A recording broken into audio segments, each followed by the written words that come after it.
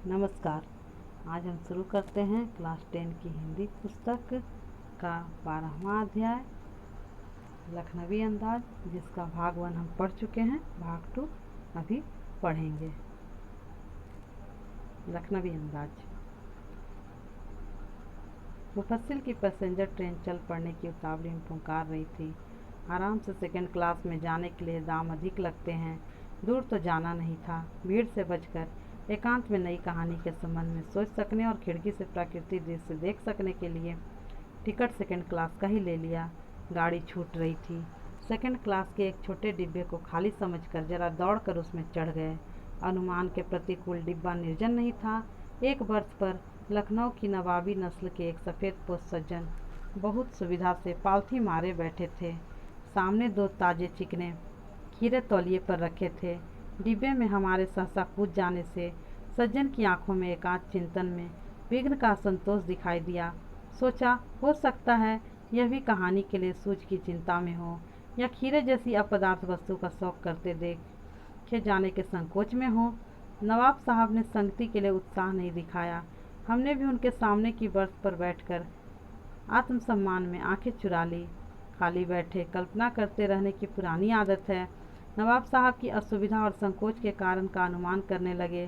संभव है नवाब साहब ने बिल्कुल अकेले यात्रा कर सकने के अनुमान में किफ़ायत के विचार से सेकंड क्लास का टिकट खरीद लिया है, और अब गवारा न हो कि शहर का कोई सफ़ेद पोश उन्हें मंझले दर्जे में सफ़र करते देखे। अकेले सफ़र का वक्त काटने के लिए ही खीरे खरीदे होंगे, और अब किसी सफ़ेद पोश के सामने खीरा कैसे खाएं। हम कनखियों से नवाब साहब की ओर देख रहे थे। नवाब साहब कुछ देर गाड़ी की खिड़की से बाहर देखकर स्थिति पर गौर करते रहे। ओह, नवाब साहब ने सहसा हमें संबोधन किया। आदाब अर्ज जनाब, खीरे का शौक फरमाएंगे। नवाब साहब का सहसा भाव परिवर्तन अच्छा नहीं लगा। भाप लिया, आप शराफत का गुमान बनाए रखने के लिए हमें भी मामूली लोगों की हरकत में लथेड़ लेना चाहते हैं। जवाब दिया, शुक्रिया, किफला शौक फरमाएं। नवाब साहब ने फिर एक पल खिड़की से बाहर देखकर गौर किया और दृढ़ निश्चय से खीरों के नीचे रखा। तौलिया झाड़कर सामने बिछा लिया। सीट के नीचे से लोटा उठाकर दोनों खीरों को खिड़की से बाहर धोया और तौलिए से पोंछ लिया। जेब से चाकू निकाला, दोनों खीरों के सिर काटे, उन्हें गोदकर झाग निकाला। फिर खीरों को बहुत एहतियात से छीलकर फाकों को करीने से तौलिए पर सजाते गए। लखनऊ स्टेशन पर खीरा बेचने वाले खीरे के इस्तेमाल का तरीका जानते हैं। ग्राहक के लिए जीरा, मिला नमक और पीसी हुई लाल मिर्च की पुड़िया भी हाजिर कर देते हैं। नवाब साहब ने बहुत करीने से खीरे की फाकों पर जीरा, मिला नमक और लाल मिर्च की सुर्खी बुरक दी।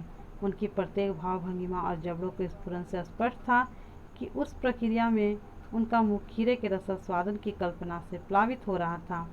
हम कनखियों से देखकर सोच रहे थे, मियाँ रईस बनते हैं, लेकिन लोगों की नज़रों से बच सकने के ख्याल में अपनी असलियत पर उतर आए हैं। नवाब साहब ने फिर एक बार हमारी ओर देख लिया। वल्लाह, शौक कीजिए, लखनऊ का बालम खीरा है। नमक मिर्च छिड़क दिए जाने से ताज़े खीरे की पनियाती फाँकें देखकर पानी मुंह में जरूर आ रहा था, लेकिन इनकार कर चुके थे। आत्मसम्मान निभाना ही उचित समझा। उत्तर दिया, शुक्रिया, इस वक्त तलब महसूस नहीं हो रही। मैदा भी जरा कमज़ोर है, किबला शौक फरमाएं। नवाब साहब ने सतृष्ण आंखों से नमक मिर्च के संयोग से चमकती खीरे की फाकों की ओर देखा। खिड़की के बाहर देखकर दीर्घ निश्वास लिया और खीरे की एक फाँक उठाकर होठों तक ले गए।